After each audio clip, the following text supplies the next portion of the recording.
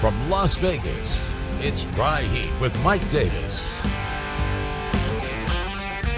We are going to be introducing you to, this dude, Grillin' McMillian. Mark McMillian, Mighty Mouse, you know this guy. He is a legend when it comes to 8 seasons in the NFL. Not only when it comes to the gridiron, but this guy in the kitchen, we're going to be talking about some big-time stuff he's doing. Even Gordon Ramsay was dealing with you on Next Level Chef, and I'm going to be a lot nicer to you than Gordon Ramsay. Thank you very much. I'm just going to tell you that. And a big reason for that is twofold. One, I'm a Philly guy, and you got the Kelly Green jersey right here that you used to sport. That looks pretty. That is pretty fresh right there, man. If I had to say myself, if I had some shoulder pads and a helmet, maybe I'll fly to Brazil and suit up for the game, man. Listen, we could use you in that secondary. And number 2, because I'm not going to let you get away without saying this on the record, who do I remind you of? You sound like a young, legendary Hall of Famer, Merrill Reese. Okay, now, for everybody at home, Merrill Reese, he's a legend. This guy's got that timbre, that beautiful voice. I sound nothing like that guy. But you're telling me when he was young, he was like, I'm 32. He's probably 80 now. Yes. Still doing it, still killing it, just got into the Hall of Fame. I sounded like him when he was like a 30, 40-year-old guy. Yes, I'm sitting there listening to you. I was like, man, this guy sounds like somebody. And it just clicked. I was thinking like, Merrill Reese. I'm telling you, next time I'll send you some footage of when he called one of our games, and I'll let you guys do like a little voice comparison to see how that sounds. Listen, to be compared to that's like me comparing you to like Lester Hayes. That's a big time thing. But let's talk about you for a second. You have such an interesting career trajectory. One of the fascinating things is when you were playing, come on. 90s football is not the football that we're accustomed to today. When I'm growing up, Brian Dawkins is taking people's heads off. Yeah. We're not seeing that anymore. But when you were playing even before that, you were listed at 5'7", and your playing weight was 147 pounds. 147, that's all I had. Is this real life? Yeah, it's real, man. I was 147. My playing weight, I was like 145 coming out of Alabama. I know a lot of scouts kind of frowned upon that because they were like, man, he's too small. There's no way he's going to make it into the NFL. But that was my playing weight, man. And then me and Eric Allen, the crazy thing, we used to weigh our shoes before we played every game just to try to get as light as we can as if I needed to be any lighter. Wow. And did that help you in a lot of ways? Do you think that gave you like a lightness and an edge and a kind of a daftness, a way that you were able to just be more agile? I think a mental edge, you think about it, like these guys are wearing, shoes. But back then we had turf shoes and they wasn't as advanced as they are today. So some shoes just come in a lot heavier than other shoes. We were both sponsored by Nike back then, and obviously Eric had a better Nike deal than I did. But, the shoes were, it was as a defensive back, man, you're only as good as your feet. And that is like a receiver with his hands. Right. A defensive back, man, your feet has to be comfortable. You got to get your pedicures. You got to get your manicure. You would do that weekend? Oh, yeah, weekend, man. I used to always get my pedicures, man, get my feet hooked up, man, all the time. See, a lot of guys I do hear that about. But let's do this. Let's circle back to the Eagles in a little bit. Let's start, though, how you got there. Because you had a very interesting trajectory. Growing up in California, raised by your grandparents, your mom, really tight-knit family. And it's very, apparent just how good of a guy you are in community. And we'll learn a little bit about your raising and all that kind of stuff. But you started at JUCO. Yeah. And you actually didn't start playing high school football till your senior year. Man, you did your homework, man. You're on it. And then you didn't end up but let's be real, because to then end up playing with Gene Stallings at Alabama, to not play high school till senior year, to go to a JUCO, how the hell did you get to Alabama? Oh, man, that's the question everybody wants to know. You had USC, you had UCLA right there in my backyard, but neither one of those schools recruited me, and I ran track and played football my final year of high school. Just those guys were massive. Right. And I was probably like 130-something in high school, and these guys were so big. I was like, man, there's no way I'm going out there and play with those guys. So I was in the stands, with my sisters and all the young ladies just cheering on the guys. And, my senior year comes around, and my mom was like, yo, what are you going to do? Like, you're always talking about how good you are, and, we'll go to the park, and I'm clearly the best, fastest kid on the block. And I just never went out for the team. And to go even further back, I tried out for my Pop Warner team and got cut. Really? Yes, they said I was too small. My first time ever touching the ball, I scored for like a 60-yard touchdown, and there was another guy I was in competition with. So the next day I come back to practice, and the coach is like, "Hey, you can't play, but we have a position for you." And I'm thinking like, "Oh shoot, let's go." I was the water boy.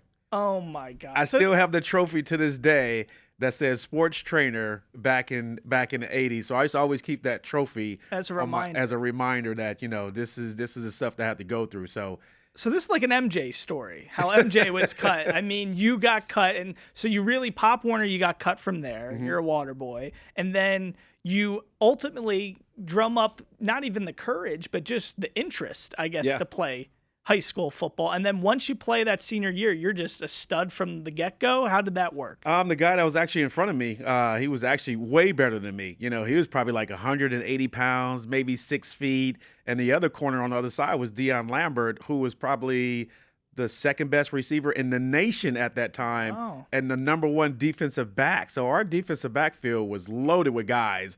And then I think it was like week 4, week 5, the guy in front of me, he goes down and tears his knee up. So the coaches are looking around and everybody's looking around. It's like, dude, you're up next.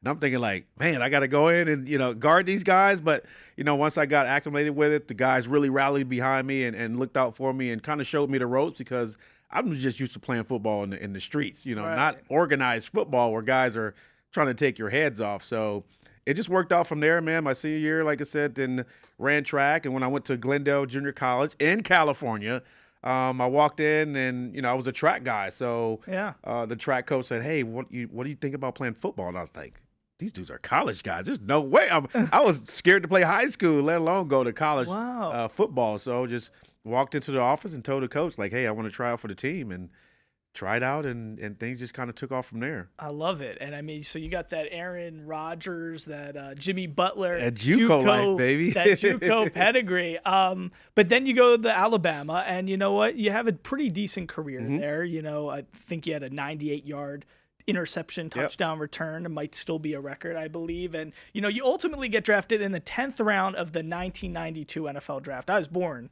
in Number 272. Number 272. I was born in 92. That was a good year. You go to the Eagles, and I mean, you're going into a huddle with guys like Reggie White. Yeah. Guys like Clyde Simmons. Yeah. Guys like, I think Jerome Brown may have passed away. That year, that training camp, he passed away. We had a training camp, so I got a chance to meet him for a couple of weeks. And then when we went, dispersed for our training camp, that's when the tragic accident happened. Shame. Yeah, so man, R.I.P. JB, man. I really wanted to play with that guy. What was it like when you're there? I mean, what does a Reggie White say to you when he sees? Was it such a jarring thing for them to see a 5'7" guy who was like 145 pounds? Like, what did Reggie White say to you when you go into the huddle? Yeah, when I first came into the locker room being drafted, I brought all my stuff from Alabama. I had one suit. Because we always had to wear a suit at Alabama. Gene Stallings made sure that wherever you go, you look professional. And I came in with my suitcases and everybody, and Reggie White says, "Who little kid is this in our locker room?" Little kid? Yes, he thought I was just some little kid, just coming into the locker room with some gear on. And, everybody knows he was a minister, and I said some things that I shouldn't have said to a minister, but that was my mentality going in. I knew, at Alabama, watching the Eagles on TV, down south, the Randall Cunninghams, just watching that defense was like, man, if I could play in a defense like that, that would be amazing. Then, obviously, they draft me, but just Reggie White, man, my mom really loved him as well. He kind of took on to me after they just saw the way I played, the way I was just – now they call it a dog. I just didn't back down from anybody. Didn't take anything or any play for granted. And, those guys kind of gravitated that and kind of rallied behind me. Listen, a 10th round draft pick to play 8 seasons in the NFL, you have to really earn your spot and be a grinder and be somebody who's really making an impact and playing. You played with the Saints, the Chiefs, the Niners. So you really missed out because, that defense, the Buddy Ryan Eagles, that was like a big time. But was it Kotite or was it Buddy Ryan? When you I would say it was Bud Carson. I know I know Kotite was the coach, but back then, as our defense, everybody knows that nobody really kind of gravitated to Kotite. Right. It was Bud Carson who was our defensive So coordinator. Ryan had already left. Buddy had already left, but all those guys that were still on that team that year I got there were all Buddy's guys. Gotcha. So they still had that same dog mentality. Don't take any prisoners. We just didn't care about anybody. And obviously the Philly fans, they grown to know good defense, and that's what Philly is known for. Just hard-nosed defense, man. Just never giving up, because the city it's a grimy city, man. And the players, especially playing in the vet, we rally behind that. And we really, took that to heart when we stepped on the fields. Like, man, we're playing for this city. We're playing for the names on our backs, our families, and I always play for the 700 level. More Dry Heat after the break.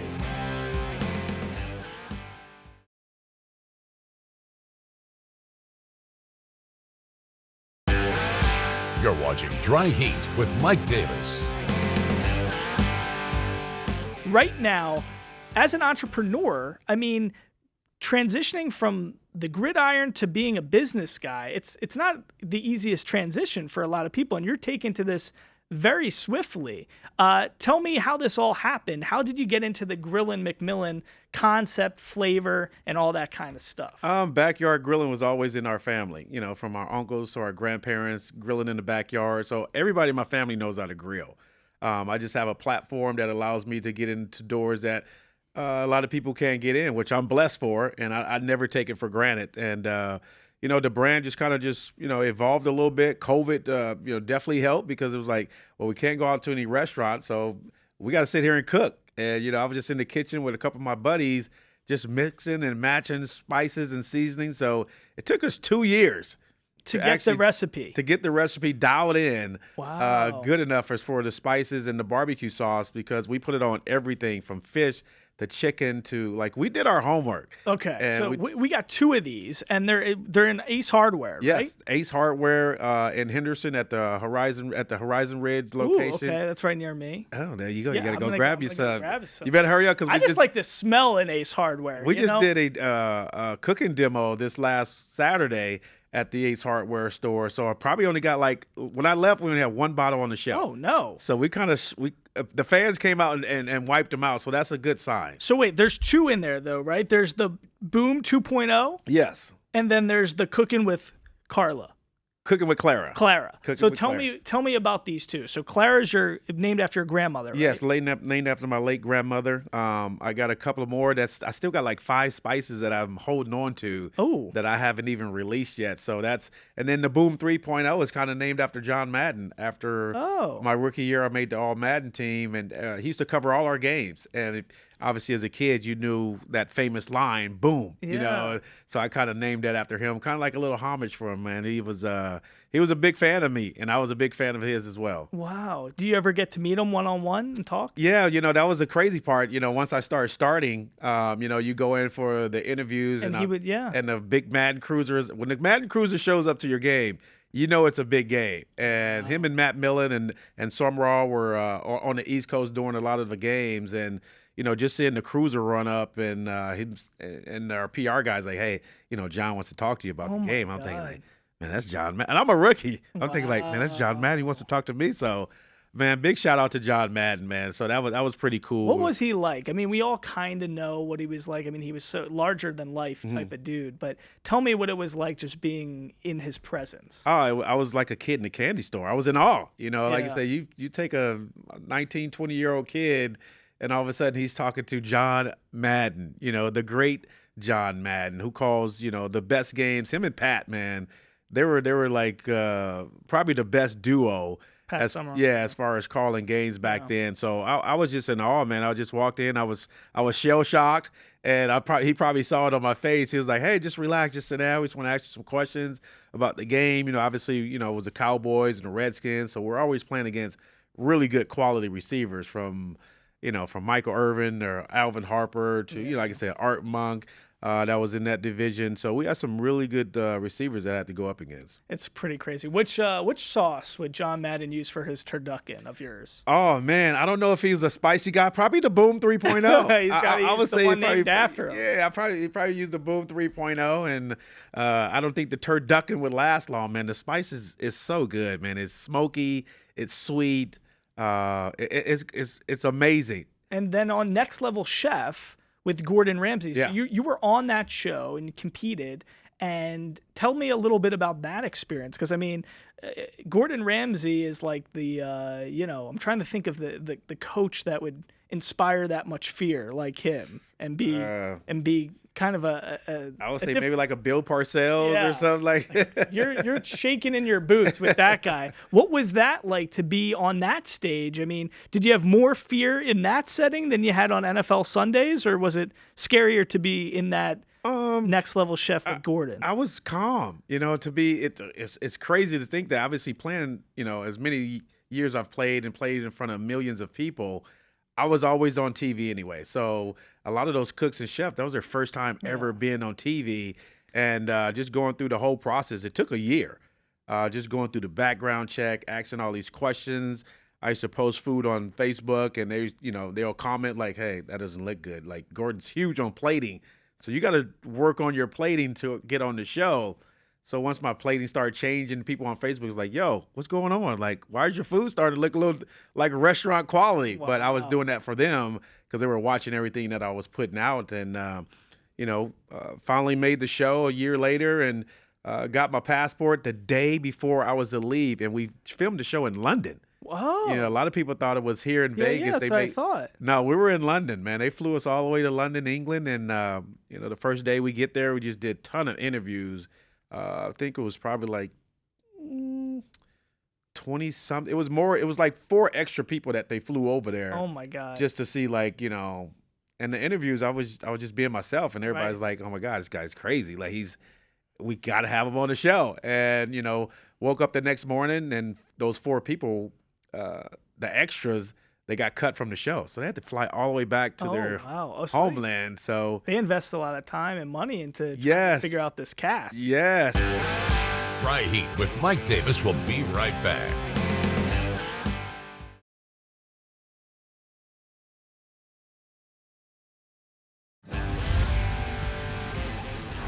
Wow, so much incredible stuff. What a life when you reflect back on everything, all these experiences, all these opportunities, growing up, being raised by your mom, your grandparents. Mm-hmm. I mean, what would they think of everything that you've accomplished? I mean, tell me as you reflect on everything. It's an inspiring story. Yeah, I try to just look forward, man. I try not to look back. What I did in the past was great. Obviously, I don't want to downplay it. It's amazing. But I just try to not to live on the past. I just try to just move forward with everything that I have going on. And I just tackle life like football, man. I don't stop. I will not stop. I go around to different stores with my sauce and my spices, say, "Hey, would you like to carry my line?" And people are shocked that it's actually me, promoting my stuff. But that's just me, man. I like to be personal. That's why Ace Hardware is really a great partnership with me, because it's almost like a family atmosphere when you walk in. Yeah. It's a small, friendly, everybody says hello when you walk through the door. Yeah. So I just love that partnership, but I just try to stay focused on what's ahead, man. I can't look back until it's all done. Once I'm done with selling sauce and all this, then maybe I can sit down with my grandkids and be like, "Hey, your granddad was okay." More Dry Heat after the break.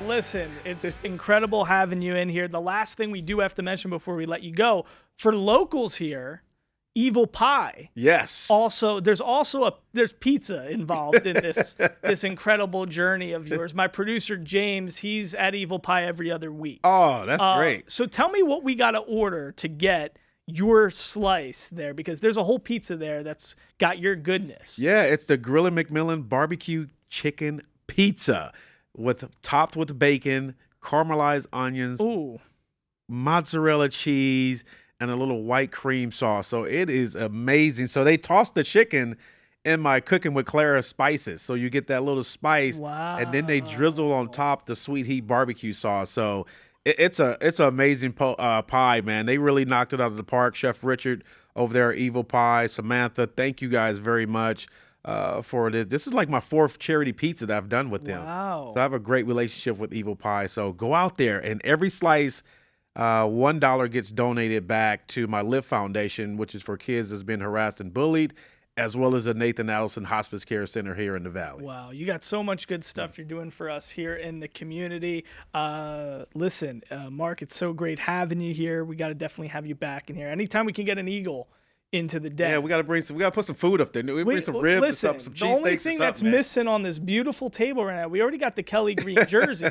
Now we just need some of this pizza. Oh yeah, and some of this sauce. But I'm gonna go to Ace Hardware and try. I just listen. You go in the Ace Hardware, you feel like you're in Mayberry. Yeah. I feel like Barney Fife is gonna come out of one of the aisles and just say hi to me. I mean, it takes you. It's old school. Yeah, right? I love it, man. I love it. I'm gonna go check to see if I can get that last bottle too. Okay. All right, we're gonna. You got to take a picture of it. It don't happen until you take a picture. I got your cell number. I'm gonna send it to you. The great Mark McMillian, Grilling with McMillian. Go check out his sauce and go the Evil Pie and go get the Grillin' McMillian pie.